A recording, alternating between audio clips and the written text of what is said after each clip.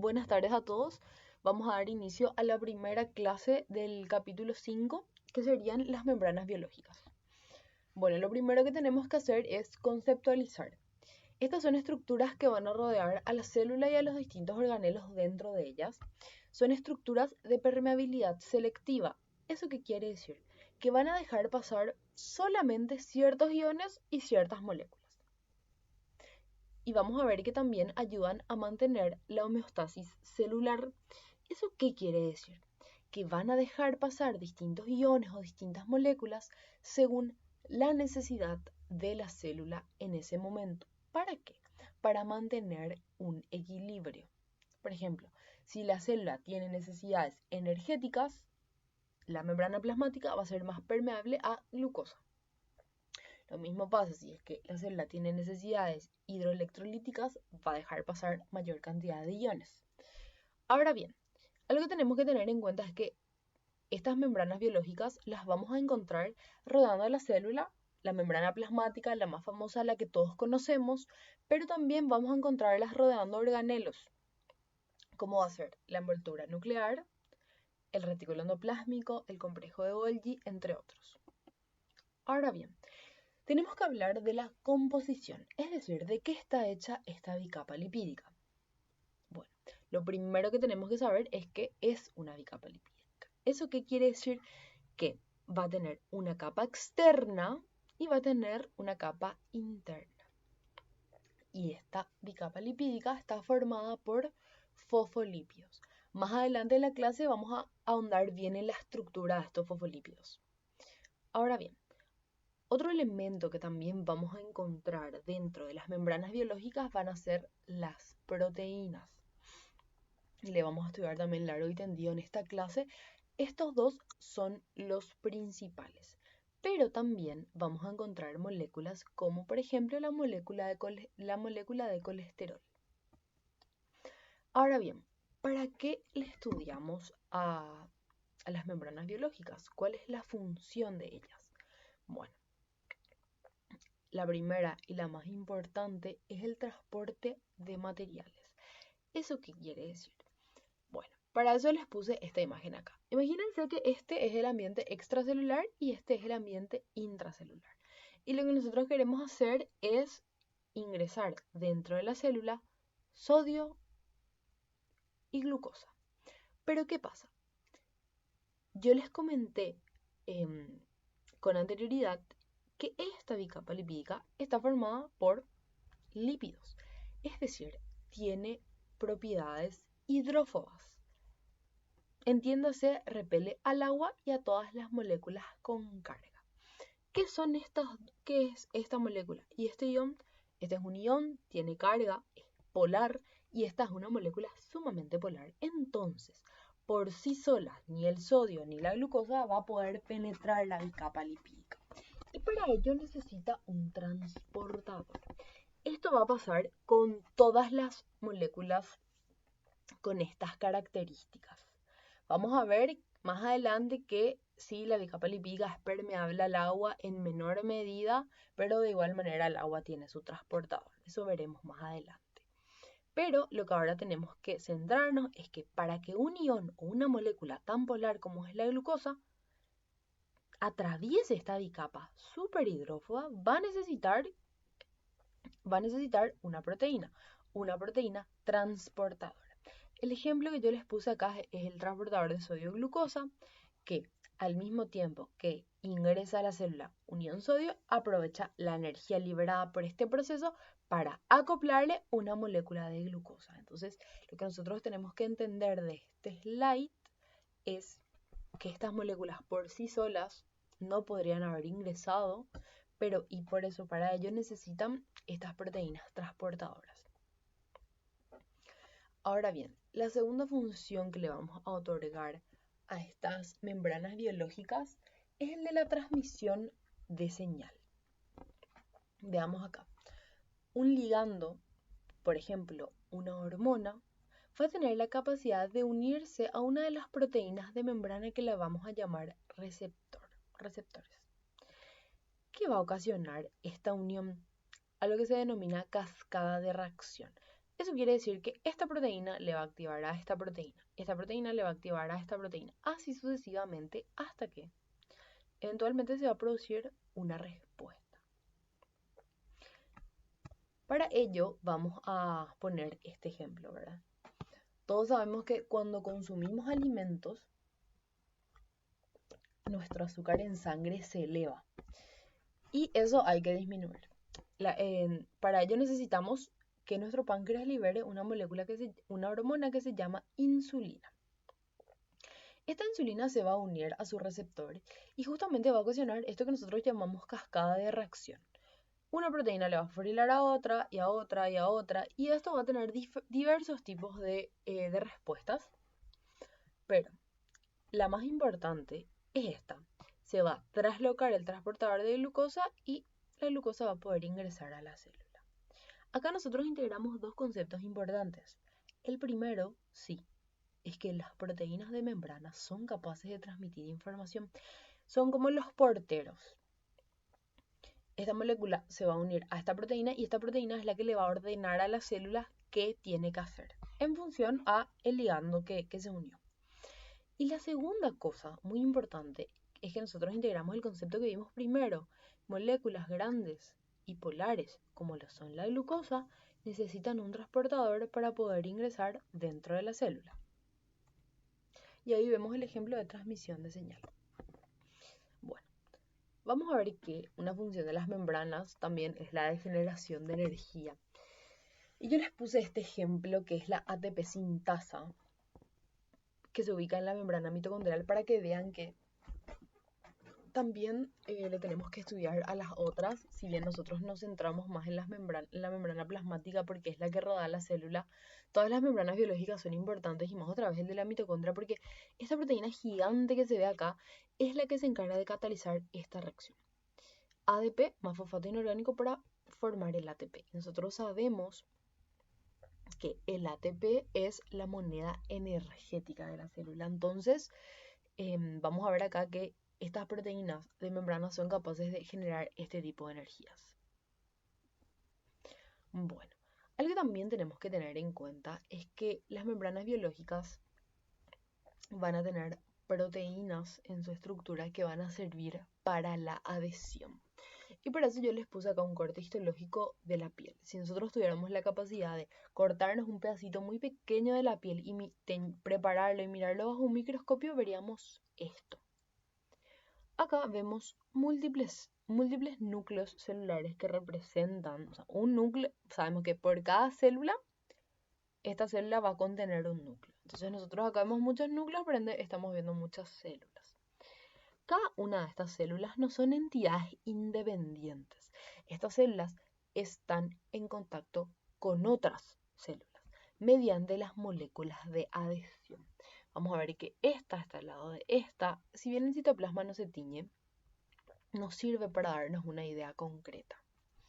Por ejemplo, las células del epitelio basal, vamos a ver que están más juntas y esto es lo que se ve. Bueno, este es el citoplasma de una célula, este es el citoplasma de otra célula y en el espacio extracelular vamos a encontrar esto. Estas proteínas de adhesión que se llaman caderinas, que sirven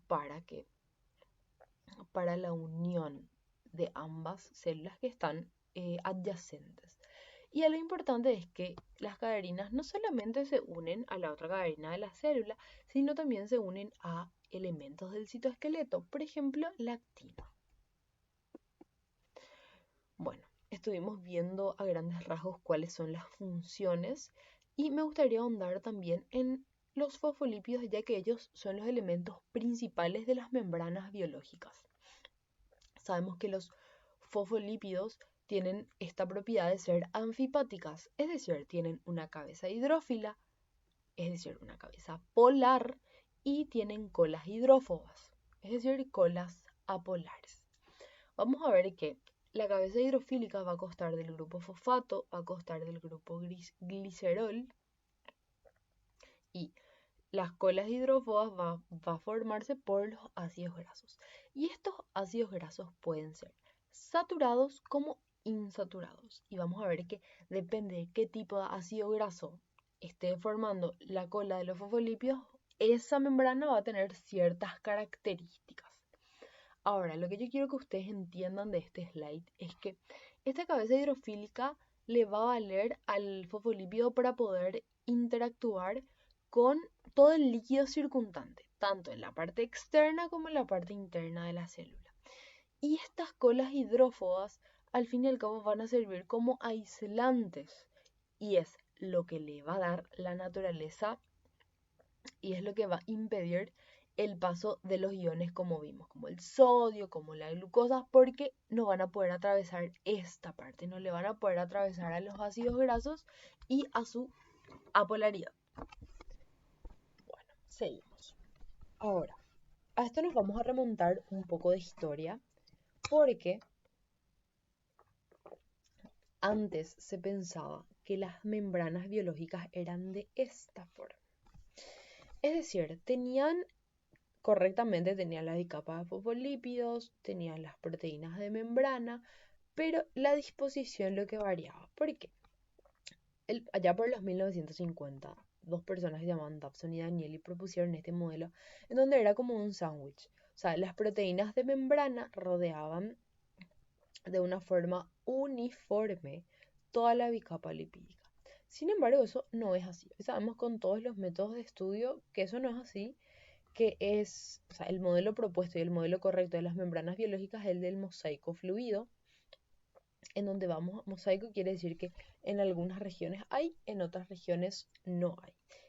¿Y qué es lo que varía? Porque nosotros a todo lo largo y ancho de la bicapa lipídica tenemos fosfolípidos, pero vamos a ver que las proteínas tienen una disposición irregular. Esta proteína vamos a ver que cruza totalmente la bicapa lipídica, esta no se queda solamente en la periferia, este es lo mismo, y se ubican de una forma irregular. Bueno, acá le vamos a ver más de cerca al modelo del mosaico de fluido, en donde se certifica todo lo que estuvimos hablando. Vamos a tener regiones que tengan proteínas, otras que no. Acá vamos a tener proteínas integrales, proteínas transmembrana, proteínas periféricas. Y vamos a ver también que a las proteínas se les va a unir a lo que se denominaría cadena de carbohidratos formando glicoproteínas. Bueno, vamos a hablar un poco más de este modelo mosaico fluido. Vamos a ver que consiste en una dicapa fluida de moléculas de fosfolípidos. También vamos a ver que están incrustadas las proteínas. Lo más importante que ustedes tienen que saber de esto es que el modelo mosaico fluido, como dice su nombre, no es algo estático, sino que los fosfolípidos y las proteínas se van a estar moviendo constantemente. Y eso es algo súper importante para que la membrana biológica pueda llevar a cabo todas esas funciones que mencionamos al comienzo de la clase. Bueno, algo que nosotros tenemos que tener en cuenta es que las membranas biológicas, como yo les comenté, son fluidos, es decir, se van a mover. Y en este slide lo que vamos a ver es el movimiento de los fosfolípidos, pero ojo, las proteínas también tienen movimiento. Acá vamos a ver, por ejemplo, vamos a ver este fosfolípido que de estar sumamente alejado se mueve hacia este sector. También vamos a ver este fosfolípido marcado en verde, cómo también se mueve. El fosfolípido de la capa interna también tiene movimiento. O sea, es capaz de tener movimientos laterales. E incluso con ayuda de enzimas, este fosfolípido puede pasar a la otra bicapa. Entonces es algo que se da y que es fundamental. Bueno, vamos a ver lo siguiente. La fluidez de las membranas y cómo esto se va a relacionar con la temperatura. Algo que tenemos que tener en cuenta es que la fluidez de membrana va a depender de dos cuestiones. Va a depender de la temperatura, pero también de la composición de los ácidos grasos. Bueno, a ver, ¿cómo le agarramos a este tema? Bueno, para que una membrana funcione, sus lípidos tienen que tener un estado de fluidez óptimo. Es decir, los lípidos no tienen que tener tantas fuerzas de Van der Waals para que le permita el movimiento tanto a las proteínas como los lípidos. Y vamos a ver que esta fluidez va a depender de los dos factores que yo les comenté a continuación. Va a depender de la temperatura y de la composición de ácidos grasos, específicamente, o sea, la composición de los ácidos grasos que tienen los fosfolípidos. Bueno, y vamos por parte. ¿Cómo va a variar la fluidez según la temperatura? Algo que nosotros tenemos que tener en cuenta es que si disminuye la temperatura, el movimiento de las cadenas de los ácidos grasos va a ser más lento. Es decir, va a haber menor fluidez de membrana a menores temperaturas.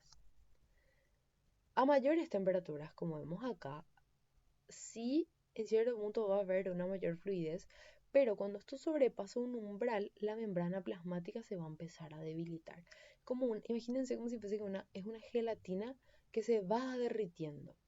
Cuando nosotros calentamos la gelatina, una gelatina ya hecha, al comienzo se va a mover más, va a tener mayor fluidez, pero eventualmente se va a terminar derritiendo. Eso mismo pasa con las membranas biológicas. Bueno, y ahora vamos a ver por qué pasa esto, ¿verdad? Bueno, cuando disminuye la temperatura hay más contacto entre las cadenas de los ácidos grasos. Esto va a ocasionar que haya mayores fuerzas de Van der Waals. Y nosotros sabemos que si hay mayores fuerzas de Van der Waals, van a haber más fuerzas intermoleculares y vamos a encontrarle a nuestra bicapa lipídica en un estado de menor fluidez. Y esto, para que entiendan mejor y para que se les quede, yo les recomiendo que asocien con algo conocido, porque nosotros no vemos a diario la variación de la fluidez de nuestras membranas, pero sí vemos a diario, por ejemplo, cómo cambia de estado la manteca. Cuando nosotros agarramos y metemos un pedazo de manteca a la heladera, lo que estamos haciendo es que haya más contacto entre los ácidos grasos que conforman este elemento, ¿verdad? Y como les conté, mayor contacto, mayor fuerzas de Van der Waals, y si hay mayor fuerzas de Van der Waals, es más sólido, ¿ok? La analogía que también les puedo dar es que cuando ustedes están mucho tiempo con una persona, eso crea un vínculo. Bueno, más o menos lo mismo le pasa a los ácidos grasos, porque mientras más cerca están, van a generar mayores fuerzas de Van der Waals, que nosotros sabemos que es un tipo de interacción entre las moléculas. Bueno, esto pasa cuando disminuye la temperatura. A ver, ¿y qué pasa cuando aumenta? Cuando aumenta, las moléculas empiezan a vibrar. Entonces, va a haber menor contacto entre los ácidos grasos. Si hay menor contacto, hay menores fuerzas de Van der Waals. Y si hay menores fuerzas de Van der Waals, se pone más líquido. Una vez más, retomamos el ejemplo de la manteca. Cuando nosotros sacamos la manteca de la heladera y la dejamos a temperatura ambiente en verano o ponemos en una paila, vamos a ver que se va derritiendo y eso responde a esta explicación. ¿Por qué? Porque cuando calentamos la manteca hacemos que haya menos contacto, menos fuerzas de Van der Waals y que esté en el estado líquido. Bueno, lo mismo le pasa a nuestras bicapas, a nuestras membranas biológicas. Bueno, y ahora vamos a ver cómo varía la fluidez de las membranas según la composición de los ácidos grasos que estos tengan. Bueno, vamos a ver que los ácidos grasos, hay que recordar que los ácidos grasos saturados no tienen dobles enlaces. Entonces, tienen mayor cercanía entre los ácidos, entre las cadenas. Justamente, si es que tienen mayor cercanía, van a desarrollar mayores fuerzas de Van der Waals, por ende van a estar en un estado más sólido.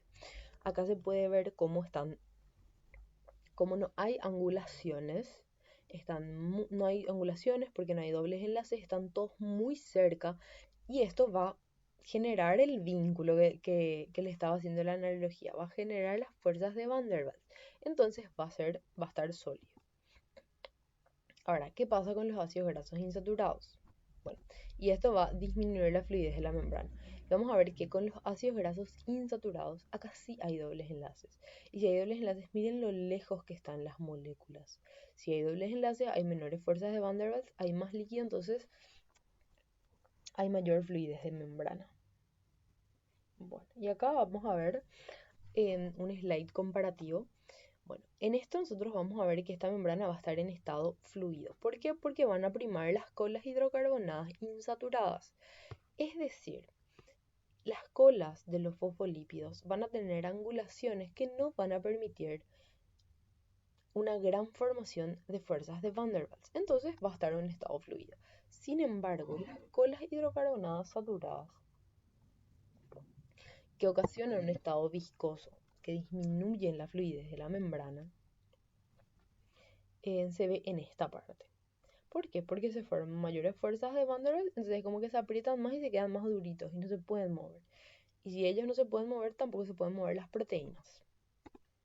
Bueno, ¿para qué nosotros vimos esto? Porque nuestro cuerpo tiene mecanismos reguladores. Imagínense que ustedes ingresaron y se fueron a Bariloche. Ustedes, su cuerpo no es capaz de controlar la temperatura de Bariloche, pero sí es capaz de remodelar la composición de las cadenas de los ácidos grasos de sus fosfolípidos. Entonces, cuando hay temperaturas muy frías, lo que le tiende a pasar a la bicapa lipídica es que se tiende a endurecer, tiende a perder su fluidez de membrana. Y nuestro cuerpo, como mecanismo compensador, empieza a remodelarlo con ácidos grasos insaturados. ¿Se acuerdan que los ácidos grasos insaturados eran los que tenían angulaciones y los que disminuían las fuerzas de Van der Waals? Entonces, ese es un mecanismo compensador que tiene nuestro cuerpo para que, por más de que nosotros estemos sometidos a temperaturas muy frías y la tendencia sea que nuestras membranas pierdan su fluidez, se pueda mantener esto en un equilibrio remodelando con ácidos grasos insaturados. Ahora muy bien, a temperaturas muy calurosas, imagínense que ahora no ingresaron y se fueron y se quedaron a sufrir el calor de infierno de Paraguay en el verano. ¿Qué pasa? La tendencia va a ser que va a aumentar tanto la fluidez, o sea, a muy altas temperaturas aumenta mucho la fluidez que ya debilita la membrana. Entonces, ¿qué va a hacer nuestro cuerpo para mantener constante y mantener un equilibrio? Va a remodelarlo con ácidos grasos saturados. Acuérdense que los ácidos grasos saturados eran los que estaban todos juntitos y estaban todos juntitos, desarrollaban mayores fuerzas de Van der Waals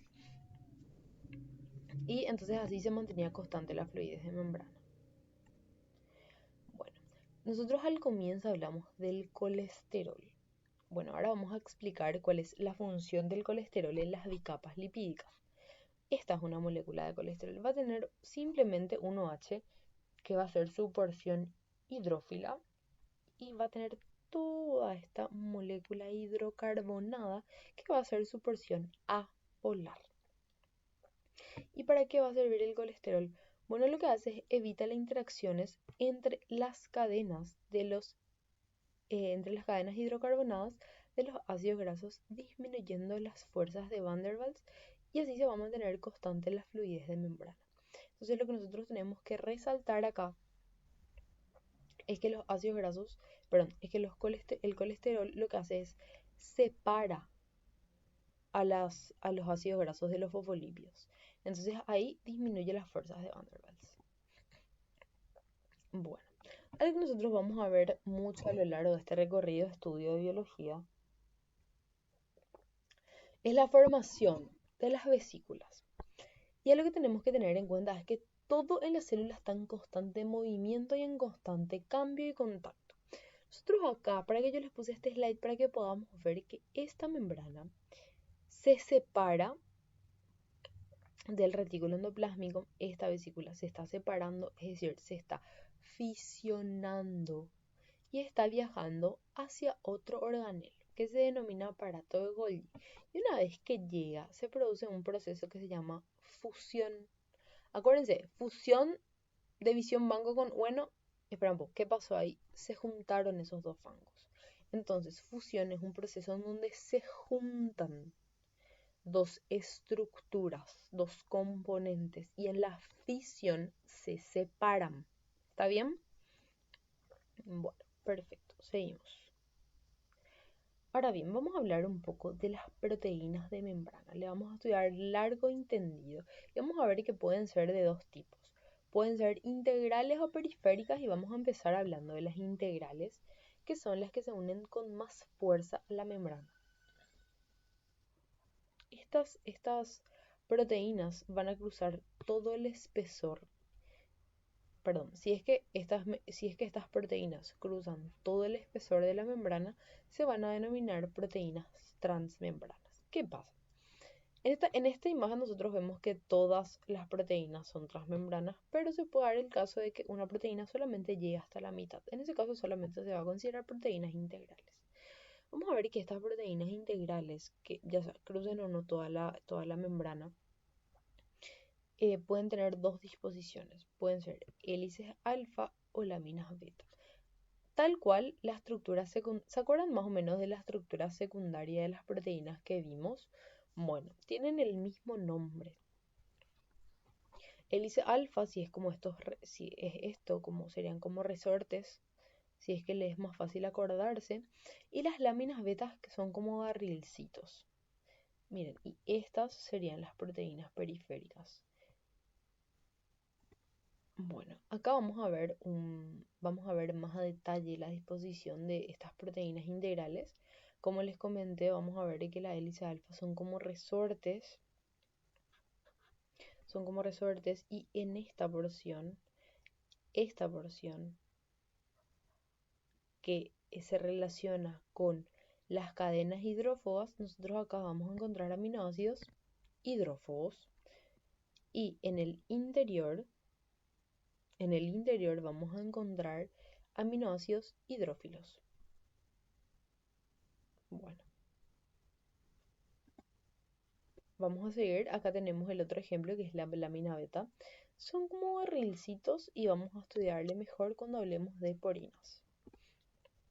Bueno, y así también le estuvimos viendo a las proteínas integrales, pero ahora le vamos a ver a las proteínas periféricas. Ellas no se incrustan a la membrana, pueden estar ya sea en el interior o en el exterior y vamos a ver que se unen por enlaces no covalentes. Acá está, estas serían las proteínas periféricas que se unen de una forma muy leve porque son enlaces no covalentes. Tenemos que recordar que los enlaces covalentes son los enlaces más fuertes y los no covalentes los débiles. Y acá vemos también, esta es una proteína transmembrana, otra proteína transmembrana y esta también es una proteína integral, pero simplemente no cruza todo el espesor de la membrana. Bueno, en este slide vamos a estudiar cómo es que se sintetizan estas proteínas de las cuales estábamos hablando. Bueno, cada organelo en la célula tiene su función. Si recordamos en la clase pasada, el retículo endoplásmico rugoso es el lugar en donde se sintetizan todas las proteínas de nuestra célula. Entonces, tiene sentido que en el retículo endoplásmico rugoso se sinteticen las proteínas, pero algo importante también es que ahí se van a agregar los azúcares a estas proteínas. Bueno, una vez que se produjo la síntesis, esto acá se va a fisionar, es decir, se va a separar del retículo endoplásmico rugoso y se va a transportar a través de una vesícula de transporte, que es lo que se señala acá. Y su segunda parada de la glicoproteína es el aparato de Golgi. ¿Qué hace acá? Se modifica. Sufre modificaciones en este complejo de Golgi hasta, y una vez que ya esté lista, esta vesícula se fisiona de vuelta y ya es transportado a su destino final, que es la membrana plasmática. Bueno, y algo que hay que tener en cuenta y que es medio confuso, es que esta porción de la glicoproteína está en la membrana está en la porción interna de la vesícula.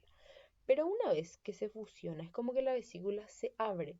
Entonces, esto va hacia la parte externa y forma parte del exterior, en este caso, de la célula.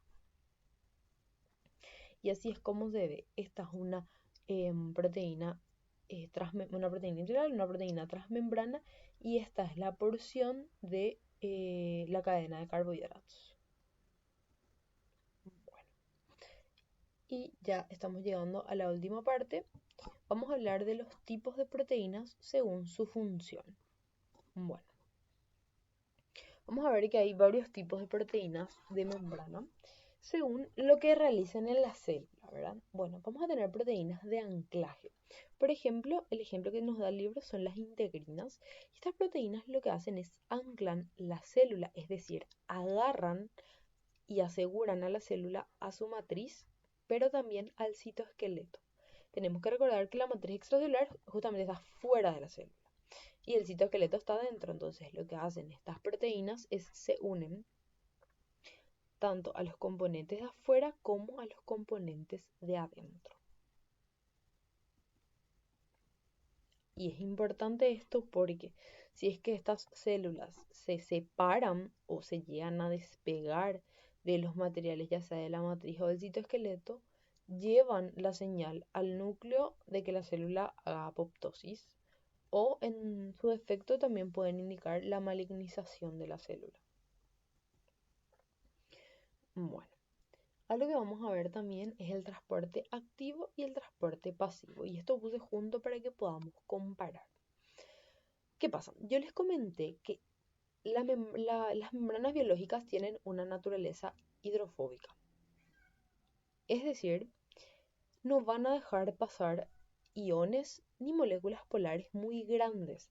Entonces la naturaleza se tuvo que ingeniar para que esas moléculas puedan ingresar a la célula porque son necesarias para nuestra supervivencia. Entonces acá ya hablamos de los diferentes tipos de transporte que se va a ahondar más en la próxima clase. Bueno, cuando una proteína deja pasar a un ion o a una molécula y no gasta energía para dejarle pasar, estamos hablando de un transporte pasivo. ¿Por qué? Porque no se gasta energía. Ahora, también está, por otra parte, está el transporte activo, en donde las proteínas funcionan como bombas. Es decir, requieren energía para mover a los iones o a las moléculas de un lugar de la membrana, de un lugar de la bicapa al otro lugar de la bicapa. El ejemplo que está acá es la sodio-potasio TPasa. Y algo que vamos a ver más adelante, pero me parece prudente adelantarle, es de qué depende el transporte activo, o sea, de qué depende que se gaste o que no se gaste la energía, de que se gaste o que no se gaste energía. Depende de algo que se llama gradiente de concentración, que en palabras simples es la cantidad de iones que hay de un lado de la membrana. Bueno, si es que nosotros movemos una molécula a favor de su gradiente, es decir, de un lugar en donde hay más a un lugar en donde hay menos, no vamos a gastar energía porque sigue su gradiente de concentración. O sea, lo que quiere hacer una molécula siempre es irse de donde hay más hasta donde hay menos. Ahora, por el contrario, si es que nosotros movemos sustancias de un lado de la bicapa lipídica, en donde hay menos, a un lado en donde hay más, estamos moviendo sustancias en contra de su gradiente. Y para ello sí necesitamos el uso de energía que sería en forma de ATP. Bueno, también tenemos que las proteínas van a tener actividad enzimática. Esto se ve casi en todas las proteínas, casi todas tienen actividad enzimática y van a catalizar reacciones que pasan dentro o en la superficie. Bueno, siguiendo, vamos a ver que el otro ítem es el de transducción de señal que se remonta mucho a lo que vimos en los primeros slides de esta clase. Vamos a ver que algunos receptores se van a unir a moléculas, ya sea hormonas, otro tipo de moléculas, y van a transmitir información al interior de la célula. Entonces, esta célula viene acá, se une a este receptor y este receptor activa enzimas que envían señales de distintas situaciones. Bueno, y por último vamos a ver que algo muy importante que hacen nuestras proteínas es reconocerle a las células. Vamos a ver que algunas glicoproteínas van a fungir como etiquetas. ¿Qué pasa? ¿Qué nosotros tenemos que tener en cuenta para entender este concepto?